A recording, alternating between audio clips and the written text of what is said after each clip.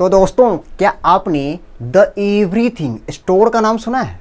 नहीं सुना है तो आपने अमेज़न का नाम तो पक्का से सुना होगा, जिसकी शुरुआत हुई थी एक छोटे से गैरेज में, जो आज 1.8 ट्रिलियन डॉलर की कंपनी बन चुकी है सिर्फ 20 सालों में।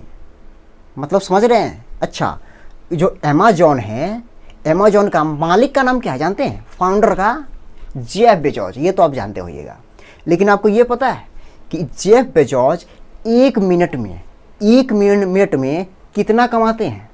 सुन लीजिए, एक मिनट में 1 करोड़ 11 लाख डॉलर कमाते हैं।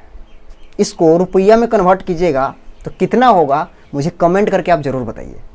तो ये वीडियो, मतलब ये बुक द एवरीथिंग स्टोर, एक बुक का नाम है जो अमेज़न कंपनी के बारे में क्या क्या चीज़ होती है, यानी कि एक बिजनेसमैन को क्या क्या खेला खेलना पड़ता है, एक एंटरप्रेन्योर को जो कोई कंपनी नया कंपनी स्टार्ट करता है उसको कौन कौन से खेला खेलना पड़ता है, कैसे कैसे उनको गुजरना पड़ता है, उसी सब के बारे में इस वीडियो में, मतलब इस बुक में बताया गया है। ये जो बुक है द एवरीथिंग स्टोर, इस बुक का पूरा निचोड़ आपको हम 5 स्टोरी में बताने वाले हैं। कितने स्टोरी में? सिर्फ 5 स्टोरी में। चलिए तो स्टार्ट कर। तो चलिए स्टोरी नंबर 1 समझते हैं। इनका शुरू से ही एक सोच था कि कोई ऐसा दुकान होना चाहिए जहां पर अधिकतर लोगों के जो ज़रूरत की चीज़ें होती है ना, वो मिलती हो। तो इनको तो ये सोचा था, लेकिन सिर्फ सोच लेने से नहीं होता है। आप लोगों ने भी बहुत सारा चीज़ सोच लिया होगा, लेकिन सब चीज़ पूरा नहीं होता है। तो इन्होंने सोच तो लिया, अब इसके बारे में सर्च करने लगे कि आखिर ये कैसे संभव होगा। कोई अगर दूसरे को बोलेंगे तो ये मेरा बात कोई मानेगा नहीं, इसलिए कोई दूसरा जो करेगा उससे अच्छा हम खुद क्यों नहीं करते हैं। तब ये उस समय जो जॉब कर रहे थे उस जॉब को रिजाइन मारे और अपने घर पर, यानी कि अपने पापा जी के साथ जहाँ रहते थे उनके पापा जी, वहाँ पर चले गए। और ये सर्च जब कर रहे थे ना, तो उनको इंटरनेट के बारे में पता चल चुका था और इनको मतलब पहले ही ये भाप चुके थे कि आने वाला जो फ्यूचर है ना, उसमें वही बहुत जल्दी ग्रो करेगा जो इंटरनेट बेस्ड बिजनेस होगा।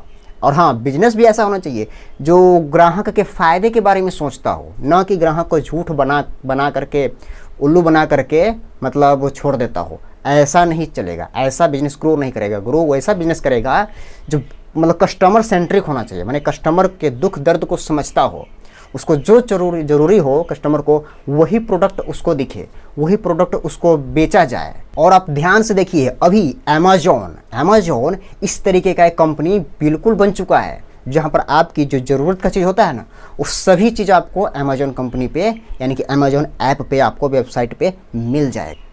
अपने जेफ बेजोस भैया सिर्फ यही सोचते हैं कि जो मेरा ग्राहक है, जो मेरा कस्टमर है, उनको बेहतर से बेहतर सुविधा मिले, बेहतर से बेहतर उनको फ़ायदा मिले, चाहे उसके लिए मुझे कुछ भी करना पड़े। मतलब ग्राहक राजा है और मैं नौकर हूँ उनका। तो आप सब में से ये पूछ सकते हैं, ये क्वेश्चन कर सकते हैं कि आखिर अमेज़न जो है वो तो ई कॉमर्स कंपनी है, यानी कि ऑनलाइन ही है, तो आखिर जेफ बेजोस भैया ऑनलाइन क्यों चूज किए, ऑफलाइन क्यों नहीं? तो ध्यान से सुन लीजिए, ऑनलाइन ऐसा एक मीडियम बन चुका है ना कि जहां पर आपको ट्रैक किया जा सकता है, यानी कि आपके बिहेवियर को देख करके, आपके चाल चलन को, रहन स्वभाव को देख करके आपको उस तरीके का प्रोडक्ट आपको दिखाया जा सकता है। यानी कि जो आपको आगे आने वाले भविष्य में जो ज़रूरत है ना, वो प्रोडक्ट आपके सामने दिखाया जा सकता है। लेकिन ऑफलाइन में ऐसा नहीं हो सकता है। या कोई भी चीज़ को अगर आप एक बार सर्च कर लेते हैं गूगल पर या यूट्यूब पर या कहीं भी, तो मैंने जो सोशल मीडिया है वहाँ पर, तब आपको उसी तरीके का या वही प्रोडक्ट आपको हर जगह आपको दिखाया जाता है, यानी कि सभी सोशल मीडिया पर आपको दिखाया जाता है। तो ये कहाँ पर संभव है? सिर्फ ऑनलाइन में संभव है, ना कि ऑफलाइन में। और इसी सब के कारण अभी अमेज़न जो है पूरे दुनिया में नंबर 1 स्थान पर है। और अपने जेफ बेजोस भैया का ये सपना है कि अमेज़न को ऐसा कंपनी बनाना जो अपने ग्राहक के प्रति सेंट्रिक हो, यानी कि अपने ग्राहक के फ़ायदे के बारे में हमेशा सोचे, ना कि उसके घाटे के बारे में। और जो उसको ज़रूरी है, ग्राहक को आने वाले समय में ज़रूरी है, वह प्रोडक्ट उसको दिखाया जाए, वही प्रोडक्ट उसको बेचा जाए। ये नहीं कि जो ज़रूरत नहीं है वो चीज़ उसको दिखाया जाए। अगर आप मोबाइल को सर्च करते हैं यूट्यूब पर या गूगल पर या कहीं भी कोई भी सोशल मीडिया पर, तो देखिएगा आपको लगभग 2-3 दिन तक उसी तरीके का आपको ऐड दिखाया जाएगा। और अपने जेफ बेजोस भैया जो है ग्राहक के बारे में इतना ज़्यादा सोचते हैं, इतना ज़्यादा सोचते हैं कि कोई भी ग्राहक अगर उनके जो ईमेल आईडी है उस पर अगर कोई मेल कर देते हैं तो उस ईमेल को खुद पढ़ते हैं, और खुद पढ़ने के बाद वह मेल जिस डिपार्टमेंट के बारे में होता है ना उस डिपार्टमेंट को भेज देते हैं। वो भी क्या लिख करके, सिर्फ व्हाट का साइन दे करके, व्हाट का साइन दे करके। अब उनको रीज़न बताना होता है, उस डिपार्टमेंट को रीज़न बताना होता है कि आखिर ये प्रॉब्लम कोई कस्टमर को क्यों आया, और आया तो उसके बारे में 5 वाई लिख के बताइए कि क्या क्या 5 गो मतलब 5 रीज़न होना चाहिए, वो भी जेन्युइन रीज़न होना चाहिए। ये नहीं कि हम सुतल रह गए हैं तो नहीं हम अटेंड कर पाए या नहीं पार्सल डिलीवर कर पाए, या इस तरीके का फालतू नहीं, 5 तरीके का मतलब वाई होना चाहिए, जेन्युइन वाई होना चाहिए। इसीलिए सभी मतलब जितने भी जो एम्प्लॉय होते हैं, उनके कर्मचारी होते हैं, वो सभी उनके ईमेल से यानी कि उनके मेल से डरते रहते हैं, यानी कि दूर रहने चाहते हैं। जितना हो सके अपने ग्राहक को, अपने कस्टमर को राजा समझना है, और हमको उनका अपने आप को नौकर समझना है। तो इस पहले कहानी से आपको क्या शिक्षा मिलती है ज़रा कमेंट करके बताना, और हम थोड़ा सा बता देते हैं। यानी कि अगर आप कोई बिजनेस करना चाहते हैं, कोई प्रोडक्ट बनाना चाहते हैं, कोई सर्विस देना चाहते हैं, तो वो सब कीजिए, लेकिन अपने ग्राहक के माइंड के अनुसार सोच करके कीजिए, यानी कि ग्राहक के अनुसार ही कीजिए, तब आप उसमें सक्सेस हो पाइएगा। ये चाहिएगा कि किसी तरीके से ग्राहक को हम थोप दे कोई सामान, तब आप लॉन्ग टर्म में मतलब एक बार तो मान लीजिए किसी को ठग सकते हैं, लेकिन हमेशा थोड़े ना ठग सकते हैं। इसलिए अगर आप कोई प्रोडक्ट बनाना चाह रहे हैं तो ऐसा प्रोडक्ट बनाइए जो ग्राहक के लिए बहुत ज़रूरी हो। ऐसा नहीं बनाइए कि ज़रूरी नहीं हो। अगर ज़रूरी नहीं होगा तो फिर क्या खरीदेगा आपका सामान भाई, सिंपल बात है ना। तो अब चलिए हम लोग स्टोरी नंबर 2 समझते हैं। इस स्टोरी का टाइटल है कम ही ज़्यादा है। अब सुनिएगा, ये कम ही ज़्यादा है, ये तो मतलब बेकार सा बात है ना कि कम ही ज़्यादा कैसे हो सकता है। छोटे छोटे कंपनियों के लिए ये हो सकता है, बड़ी कंपनी के लिए कैसे हो सकता है। तो भाई साहब ऐसी बात नहीं है। कम ही ज़्यादा का मतलब क्या होता है अपने जेफ बेजोस भैया के अनुसार ध्यान से सुनिए। जेफ सर का मानना है कि लिमिटेशंस इनोवेशन को जन्म देता है, और कम खर्च करने की आदत कोई भी कंपनी को फालतू की चीज़ों से हटकर मेन चीज़ों पर ध्यान लगाने में मदद करती है।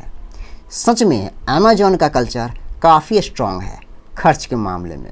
जैसे उनके कर्मचारियों को अगर कहीं जाना हो, कोई बिजनेस मीटिंग के लिए या किसी तरीके के लिए, या कहीं पर रुकना हो कोई होटल में, या वो अपना गाड़ी उनका पार्क करना हो कहीं पे भी, यानी कि जहाँ पे वो जॉब करते हैं, जिस ऑफिस में, यानी कि जहाँ पर ऑफिस बना हुआ है ना अमेजॉन का, वहाँ जो जॉब करते हैं वो भी एम्प्लॉय यानी कि वो भी कर्मचारी अगर अपने गाड़ी से जाते हैं ना, अपने कार से जाते हैं या बाइक से जाते हैं, तो उनका जो पार्किंग होता है ना अमेजॉन नहीं देती है उसका फ़ी उनका जो स्टाफ है वो खुद देते हैं, खुद पे करते हैं।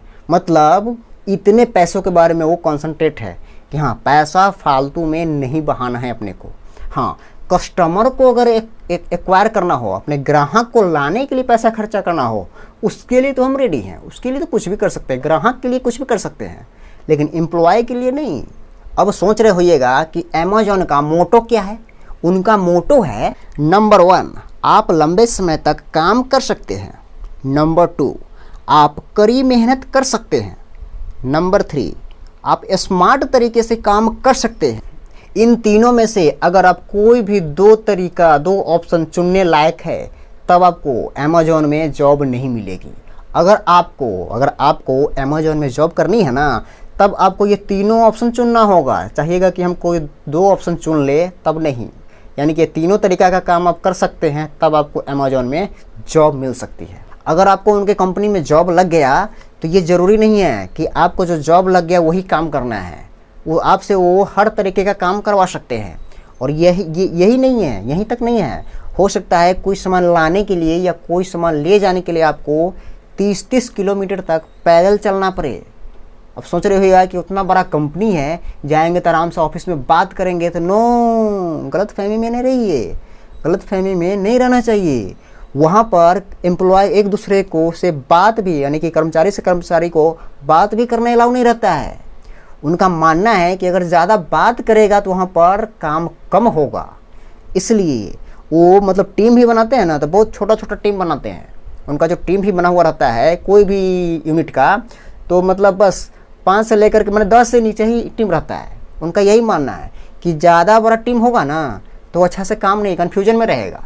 छोटा टीम होगा तो वो जल्दी से कोई एक्शन को ले सकता है, अपना एक्शन उठा सकता है, बड़ा टीम नहीं उठा सकता है। और जो ज़्यादा बतियाएगा वो अच्छे से काम नहीं कर सकता है। और मतलब अच्छे से अगर काम करना है तो उसके लिए उस चीज़ पर कंसंट्रेशन करना होगा, और कंसंट्रेशन रहेगा अगर बतियाने पर तो कहाँ से काम अच्छा से कर पाएगा। इसलिए अगर आप भी अगर व्यापार कर रहे हैं, किसी को अगर जॉब पे रखे हुए हैं, तो कोशिश कीजिए कि आपका एम्प्लॉय एकदम सेम इसी तरीके से चले, तब वो आपके कहने में रहेगा। नहीं तो आने के वाले समय में हो सकता है आप उनके कहने में हो जाए। और जेफ बेजोस भैया कहते हैं कि हम किसी स्टाफ को, किसी कर्मचारी को क्यों रखते हैं? क्वालिटी वाला काम करवाने के लिए, न कि अनक्वालिटी वाला, बेकार का काम करवाने के लिए नहीं रखते हैं, हम क्वालिटी वाला काम करवाने के लिए रखते हैं। और अगर कोई भी स्टाफ क्वालिटी वाला काम नहीं कर सकता है तो हम उसको क्यों रखेंगे? उसको रखने का हमको कोई बात ही नहीं है। चलो तुम जाओ, कोई दूसरा आएगा भाई। इसीलिए वहाँ का जो स्टाफ लोग होते हैं ना, वो आपसे हमेशा सर करके बात करेंगे, समझ रहे हैं ना। उनको पता है कि अगर हम क्वालिटी काम अगर नहीं करेंगे, क्वालिटी के साथ अपना काम नहीं डिलीवर करेंगे, तब मुझे यहाँ से निकाला जा सकता है। और अपने जेफ बेजोस जी ऐसी जगह पर फुलफिल सेंटर को लगाते हैं ना, जहाँ की आर्थिक स्थिति मतलब अच्छी ना हो, माने बहुत अच्छा ना हो, क्योंकि वहाँ पर सब कुछ सस्ता मिल जाता है भाई, और जल्द ही अप्रूवल भी मिल जाती है। और आपको एक बात पता है, मतलब वैसा जगह पर वर्कर भी आसानी से मिल जाता है, वो भी कम पैसों में। एक और बात सुन लीजिए, वहाँ पर जो इंटरनल मीटिंग होती है अमेजोन में, इंटरनल मीटिंग के समय किसी को प्रेजेंटेशन देने की ज़रूरत नहीं होती है, क्योंकि किसी को अलाउ ही नहीं होता है, चाहे वो कोई भी एम्प्लॉय हो या चाहे बेजोस सर खुद क्यों नहीं हो। वहाँ पे प्रेजेंटेशन यानी कि बोलने का इजाज़त किसी को नहीं होता है। अगर आपके पास, आपके दिमाग में कोई अगर अच्छा सा आइडिया है, या आपके पास में जो भी थॉट है, उसको एक पेपर में लिख करके दीजिए, पेपर में एक्सप्लेन कीजिए उसको। और ऐसा इसलिए बोलते हैं करने के लिए अपने बेजोस भैया कि उनका मानना है कि कोई भी इंसान अगर पेपर पर कोई चीज़ को लिखता है, तब उस चीज़ के बारे में वो बहुत अच्छे से सोच समझ करके उस चीज़ को लिखता है और उसको अच्छे से एक्सप्लेन करेगा। तब उनको पता चल जाता है कि हम जो सोच रहे हैं ये सच में मतलब ऐसा होने वाला है या नहीं है। बोलने के लिए तब कुछ भी बोल सकते हैं, लेकिन जब आपको लिखने के लिए बोला जाएगा ना कोई भी चीज़ के बारे में, तो उसके बारे में आपको पहले सोचना होगा अच्छे से कि हम ये लिख रहे हैं तो कैसा लिखेंगे, किस तरीके से लिखेंगे, ताकि कोई एक बार उसको अगर पढ़े तो उसको ये मेरा सारा कॉन्सेप्ट समझ में क्लियरिटी से आ जाए, यानी क्लियर समझ में आए। और अपने जेफ भैया का दूसरा रूल है कि आपका इतना बड़ा टीम होना चाहिए ना कि सिर्फ 2 पिज्ज़ा से उनका पेट भरा जा सके। मतलब नहीं समझे, कुल मिला करके बोले, घुमा फिरा करके बोले तो आपका टीम बहुत बड़ा नहीं होना चाहिए, इतना छोटा होना चाहिए कि 2 पिज़्ज़ा में उनका पेट आराम से भरा जा सके। और इनके सभी टीम को सिर्फ एक ही काम दिया जाता है कि ग्राहकों के जो दिक्कत है ना, जो प्रॉब्लम है ना, उसे ढूंढो, उसको खोजो और उसको सॉल्व करो और अपने ग्राहक को खुश करो। चाहे उसके लिए तुमको कुछ भी करना पड़े, मतलब तुम्हारा समय 10 मिनट के बदला 15 मिनट का ही नहीं लगे, लेकिन ग्राहक को खुश करना है, न कि ग्राहक को दुखी करना है। और अमेजोन में सभी चीज़ का वैल्यू कैसे निकाला जाता है जानते हैं? उनके डाटा के आधार पर, यानी कि आप अच्छे एम्प्लॉय है या नहीं है, या कोई अच्छा प्रोडक्ट है या नहीं है, उसके डाटा के अनुसार ही उसको रिकमेंड किया जाता है, यानी कि उसको वैल्यू दिया जाता है कि कौन सबसे पहले दिखेगा, कौन बाद में दिखेगा।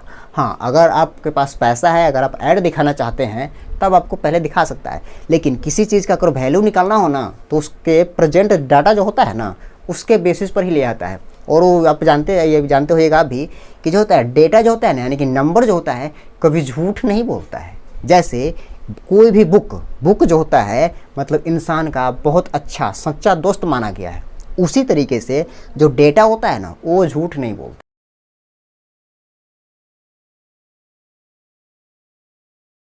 इस 5 कहानी से आपको क्या क्या चीज़ सीखने को मिला है, कमेंट करके आप ज़रूर बताइएगा। और चैनल को सब्सक्राइब करके बेल आइकन दबा दीजिए और इस वीडियो को लाइक भी कर दीजिए। और हाँ, एक और बात, ये वीडियो जो है द एवरीथिंग स्टोर एक बुक है, उससे आपको हम समरी करके बताएं, यानी कि बहुत शॉर्ट तरीके से बताएं हैं। अगर उसको कंप्लीट तरीके से आपको जानना है, समझना है, तो उस बुक को आप कहीं से खरीद लीजिए, चाहे अमेजोन से खरीदिए या फ्लिपकार्ट से या कोई दुकान से जहाँ पर आपको सस्ता मिले, वहाँ से आप खरीद करके अच्छे से पढ़िए और हमको कमेंट करके बताइएगा कि ये बुक और ये वीडियो आपको कैसा लगा है। और आप किस टॉपिक पे वीडियो देखना चाहते हैं उसके बारे में भी बताइएगा। इसी के साथ आप सबसे हम मिलते हैं अगले वीडियो में। जय हिंद मेरे दोस्त।